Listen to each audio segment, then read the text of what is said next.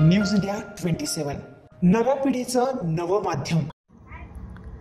नाशिक महापालिकेची बेजबाबदार शिथिलता, अनधिकृत होर्डिंगचा महापूर, एक्सलो पॉइंटवरील अवैध स्ट्रक्चर हटवल्यावर उघड झाले महापालिकेचे खरे व्यवस्थापन।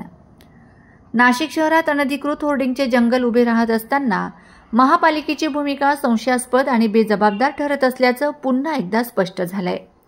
एक्सलो पॉइंट परिसरात विनापरवानगी उभारण्यात आलेले होर्डिंग स्ट्रक्चर आज महापालिकेच्या अतिक्रमण विभागाने हटवले।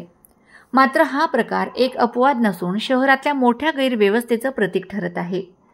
शहरात अनेक ठिकाणी प्रचंड आकाराची होर्डिंग्स, लोखंडी स्ट्रक्चर्स उभारले जातात, पण महापालिकेकडे परवानगी आहे की नाही याची कसलीही खातरजमा केली जात नाही। परवानगीविना उभारलेली अशी स्ट्रक्चर्स केवळ शहराचं कुरूप रूप बनवत नाहीत, तर गुन्हेगारी, अपघात आणि सुरक्षेचा धोका वाढवतात। याकडेही महापालिकेचं लक्ष नाही। मागील काही दिवसांपूर्वी नाशिक पोलीस आयुक्तालयामार्फत नाशिक जिल्हा कायद्याचा बालेकिल्ला यामध्ये अनेक होर्डिंग लावणाऱ्या गुन्हेगारांना अटक करण्यात आली होती। पण पोलिसांची मोहीम क्षीण होताच शहरात पुन्हा होर्डिंग युद्ध सुरू झाल्यासारखं वातावरण निर्माण झालंय। महापालिकेचं लक्षच नसल्यामुळे शहरात कुणीही कुठेही कधीही स्ट्रक्चर उभारून सार्वजनिक जागेचं मोकाटपणे खासगीकरण करत असल्याचं चित्र निर्माण झालंय। ही कारवाई मनपा आयुक्त मनीषा खत्री व उपायुक्त अतिक्रमण सौ संगीता नांदुरकर, नवीन नाशिक विभागीय अधिकारी नानासाहेब साळवे तसेच कनिष्ठ लिपिक जाहिरात परवाना विभाग जगदीश सूर्यवंशी यांच्या सूचनेनुसार नवीन नाशिक परिसरातील एक्सलो पॉइंट येथे विनापरवाना, अनधिकृत खासगी विनापरवाना लावण्यात आलेले जाहिरात स्ट्रक्चर हटवण्यात आलेत।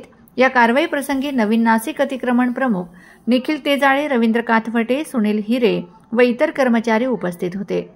आजची कारवाई ही फक्त एका अवैध स्ट्रक्चरची नाही, तर महापालिकेच्या निष्क्रिय, ढिसाळ आणि बेफिकीर कारभाराचं जिवंत उदाहरण आहे।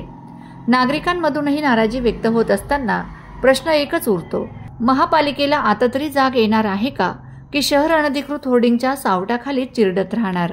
नाशिक महानगरपालिका जाहिरात परवानगी विभागामार्फत नाशिकमधील सर्व नागरिकांना आवाहन करण्यात येते की कोणीही अवैधरित्या किंवा अनधिकृतरित्या कुठेही जाहिरात फलक लावू नयेत, अन्यथा महानगरपालिकेच्या वतीने शहर विद्रुपीकरण अंतर्गत संबंधितांवर गुन्हे दाखल करण्याची कारवाई करण्यात येईल। तरी नागरिकांनी ज्या ठिकाणी अशा पद्धतीने अवैध फलक लावले असतील ते स्वतःहून तात्काळ काढून घेण्यात यावे, असं आवाहन महानगरपालिकेच्या वतीने करण्यात येत आहे।